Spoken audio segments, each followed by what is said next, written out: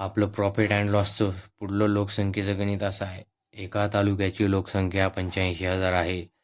पहिल्या वर्षी तेथील लोकसंख्या 18% वाढली, तर दुसऱ्या वर्षी तेथील लोकसंख्या 20% घटली.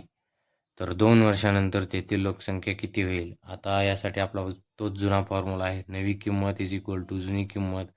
2 वर्षाचं विचारलं आहे, त्यामुळे 2दा 100 गुणिले 100 भागिले 100 असं 2दा घ्यायचं आहे. तर आपल्याला जुनी किंमत म्हणजे लोकसंख्या दिलेली आहे 85,000 गुणुले पहिल्या 100च्या जागी पहिल्यांदा 18% वाढली, म्हणून इथं 118 भागिले 100 गुणुले नंतर 20% घटली, म्हणून 80 भागिले 100 असे येईल. आता जेवढे शून्य कटतील तेवढे कटवून घ्यायचेत आपल्याला. या 2 शून्याला हे 2 शून्य कटले, या शून्याला हा शून्य कटला, या शून्याला हा शून्य कटला. आता सगळे शून्य कटल्यानंतर आपल्याकडे राहतं काय? 85 गुणुले 118 गुणुले 8.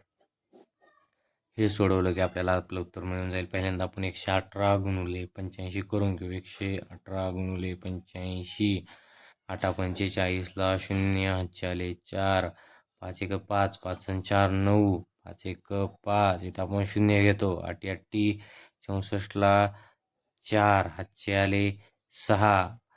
8 1 8, 8 आणि 6 14ला 4 हातचा आला 1. 8 1 8 आणि हातचा 1 9. आता आपल्याकडे आलं काय? 0 9 4.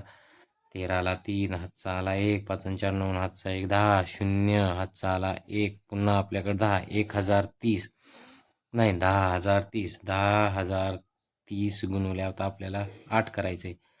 तर 10,030 गुणुले 8. तर काय येईल? 10,030 गुणिले 8 केल्यास 8 0 0. 8 1 24ला 4 हातचे आले 2. 8 0 0 हे 2. 8 0 0. 8 गुणिले 0. 8 1 8. आपलं उत्तर आलं 80,240. 80,240 एवढी लोकसंख्या त्या तालुक्याची असेल किती 2 वर्षाच्या नंतर? पर्याय क्रमांक आहे 4. 80,240. या प्रकारे हा आपला प्रकार इथंच संपतो. पुढच्या व्हिडिओमध्ये आपण पुढचा प्रकार पाहणार आहोत, ज्यामध्ये आपल्याला तुलना केलेली असते. तुलना बघायला मिळेल. हे किती टक्क्याने कमी किंवा किती टक्क्याने जास्त. धन्यवाद.